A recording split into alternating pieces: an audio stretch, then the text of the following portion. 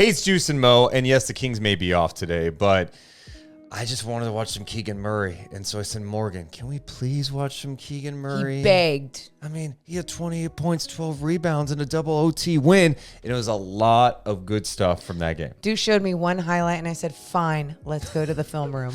His evolution this year has been pretty wild. Now, he's got to do it consistently, but last night you kind of saw what he's been able to put together this year for the Sacramento Kings. Last year, more of a catch-and-shoot guy, right? Mm-hmm. That's all he was doing, but his usage is up this year, and the most dramatic change is he's scoring at different levels of the floor this year. Yeah, I mean, you look at it, whether it's inside the paint or if it's on the baseline or if it's behind three, but it's not just those spots on the floor. It's how he's getting to those spots that has really evolved with his game. Well, let's dive in. And the first thing we're going to look at is a couple of sequences where he's showing off that floater, Morgan. All right, so look at how Domas gets Duarte to cut all the way through in that action. And I love that. You see how it's Franz Wagner that is following Duarte on that, right? And you're seeing all the help collapse there. Well, they have to recover, get on Keegan. Keegan recognizes that right away, rips through, goes baseline, and gets this little floater. Now, my favorite thing about this floater is that it's not a jump shot. It is a floater. You know how hard it is to get that perfect type of finesse, and he has truly brought that to his game at a different level this year. He's been much different in the mid-range. Last year, he had 114 mid-range shots. This year, he's already at 110 attempts through the first 33 games of the Kings season. All right, this is another example, Morgan, of that floater you were talking about. He just has really incredible touch with this. Oh, wow. See that again. Domas Sabonis, the way that he creates, gets into the paint. You see Keegan right there. He recognized, relocates again. Now, you'd think that he's going to relocate and cut all the way through, but then he sees the help come over from the Magic, and what does he do? Takes the quick shot, quick decision. I love his decision-making and his efficiency this year. One thing the Kings love to do is push the ball, especially off misses. This is nice defense by Sabonis. And Keegan just gets out and runs the floor, which is great. But how about him avoiding that block? Look at the way he controls his body. We always talk about De'Aaron Fox and his ability to control his body. I mean, it's something that he has worked on. He seems like a lighter guy. But Keegan Murray is so athletic in this way. And this is something actually we talked about during the draft too, is his athleticism. Some people see that as speed and other features of someone's game.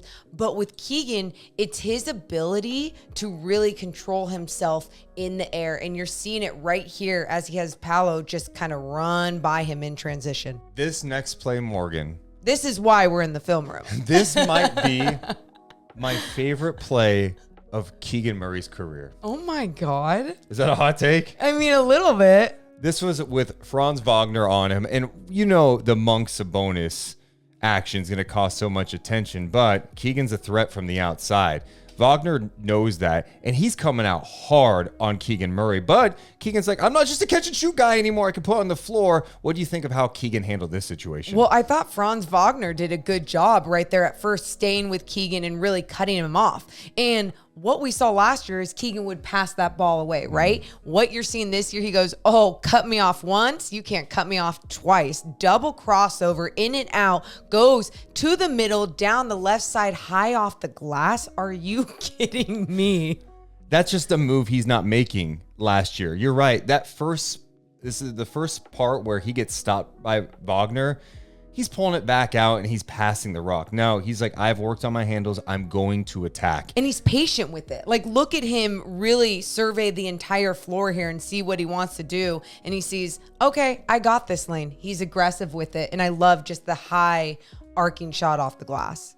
Now, you're probably wondering, well, you don't want him to go away from catch and shoot threes because he's really good at it. Yeah. Last year, he took 5.8 catch and shoot threes per game. Okay. Any ideas what he's taking this year? What is he taking? 5.8. Exactly the same. It's just everything else has gone up. The mid-range game is something that he's really added to his game with that floater and, of course, some of these mid-range looks. Let's look at more of this. And this is a good example of the mid-range look for Keegan Murray. Ooh. And you know what I love about that? He's being strong with it. He's coming off of Sabonis' shoulder perfectly, right? Like if you're big and you're setting that screen in the first place, you want to make sure that you're coming off strong. And I said perfectly. He could have come off even a little bit tighter, but he said, okay, maybe I didn't come off tight enough. Let me push my guy off with my strength, with this power, step back. Nice, beautiful midi. You know, I said earlier my favorite play was that Franz Wagner take. This one may be up there too. You said of his career already. I know, but this might be up there because we're seeing him grow before our eyes. And this is the type of things, these are the type of things you want to see from young players, right? Or in this situation, I'm telling you, last year when he has the ball, he's shooting this. Instead, he puts it on the floor and attacks it.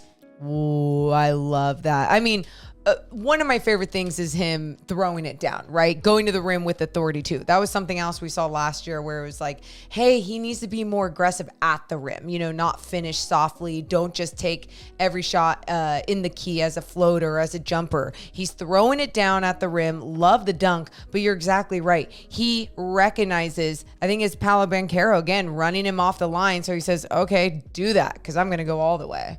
Impressive stuff there from Keegan. And this last play we're going to look at, he has switched on to the talented rookie, Anthony Black, who's got good size at the guard spot. I thought Keegan played some good defense, and then he did what he's supposed to do, run the floor. Look at how he defended that. Good contest, get out and go. Oh my goodness. I mean, you're running with the person that's pushing up the floor. And let me just say this, the person that is pushing up the floor with that dribble is Domas Sabonis. It's your big. So yeah, you better run your lane. You better run that floor. And that's exactly what he did. The defender committed to Domas, trying to stop him, not even recognizing that Keegan was all the way down on the right side. And then when your big is going to throw you an alley-oop, like, how many times are you seeing that in a game? I know this is about Keegan's breakdown here, but just so much love on Domas on this play and Keegan executing it.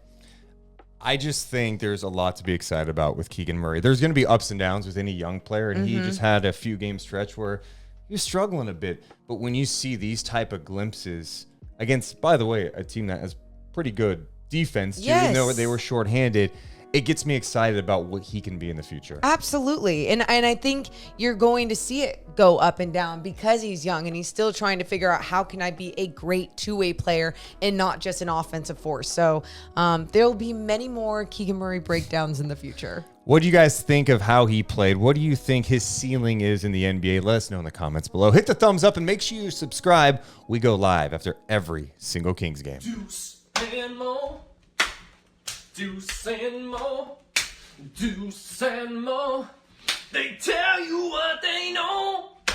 Deuce and Mo, Deuce and Mo, Deuce and Mo.